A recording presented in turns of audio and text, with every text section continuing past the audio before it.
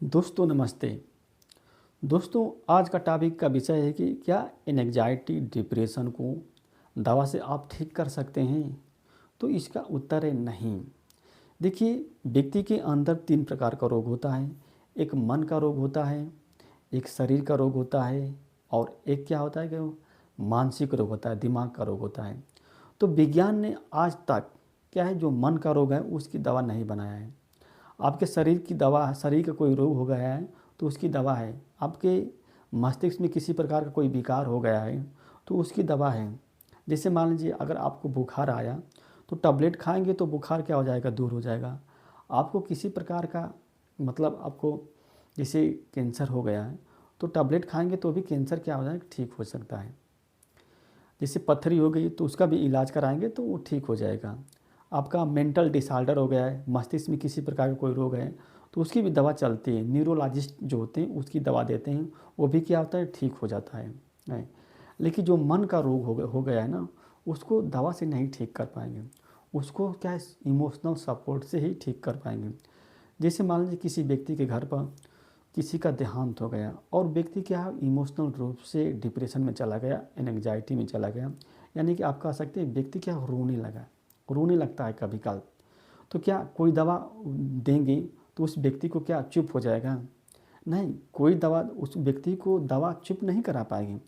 उस व्यक्ति को जो है इमोशनल सपोर्ट की ज़रूरत है, शांति की ज़रूरत है, उसको अध्यात्म की ज़रूरत है। सभी लोगों क्या मिलकर उसके प्रति क्या है, सिंपैथी व्यक्त करना चाहिए, तभी जाकर वो व्यक्ति क्या है, थोड़ा सा रीस्टोर होगा।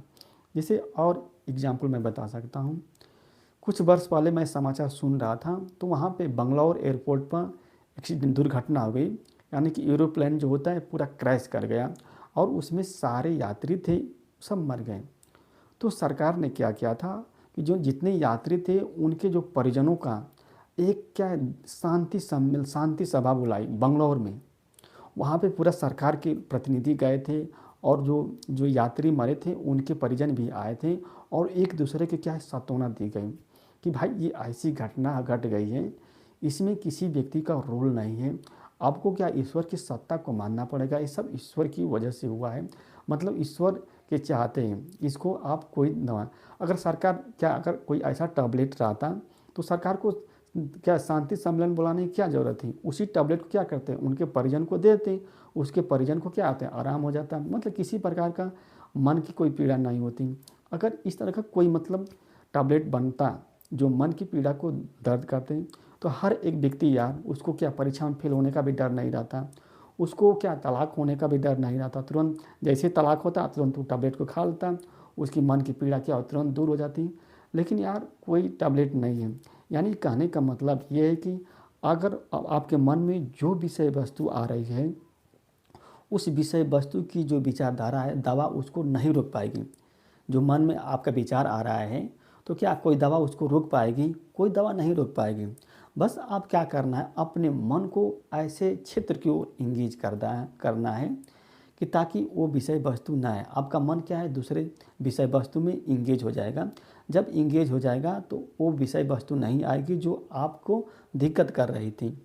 तो यानी कहने का मतलब कि आपको बैड फीलिंग हो रही है तो आपको ऐसा काम करना चाहिए जिससे क्या गुड फीलिंग हो।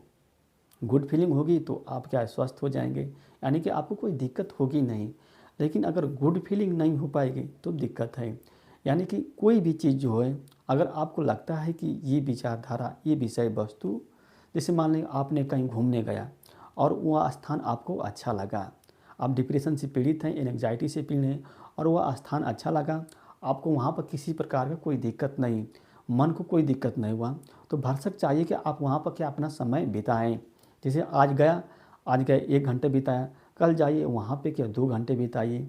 इस तरह बिताएंगे तो जो आपके मन में जो विषय वस्तु आ रही थी, जो आपको दिक्कत कर रही थी, वो धीरे धीरे कम होती जाएगी और एक समय ऐसा आएगा सिर्फ क्या यादें रहेंगी, वो दिक्कत आपको नहीं करेंगी।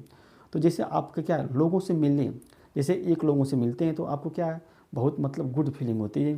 फिर आपको चाहिए कि 2 लोगों से मिलें, फिर 3 लोगों से मिलें। इस तरह से मिलेंगे तो आपका मन जो होता है उसमें एंगेज हो जाएगा और आपको कोई दिक्कत नहीं होगी।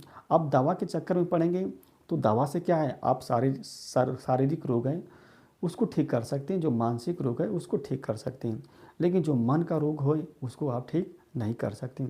दोस्तों नमस्ते, यह वीडियो अच्छी लगी तो इसको लाइक कीजिए और हमारे चैनल को दोस्त सब्सक्राइब कीजिए। धन्यवाद, नमस्ते।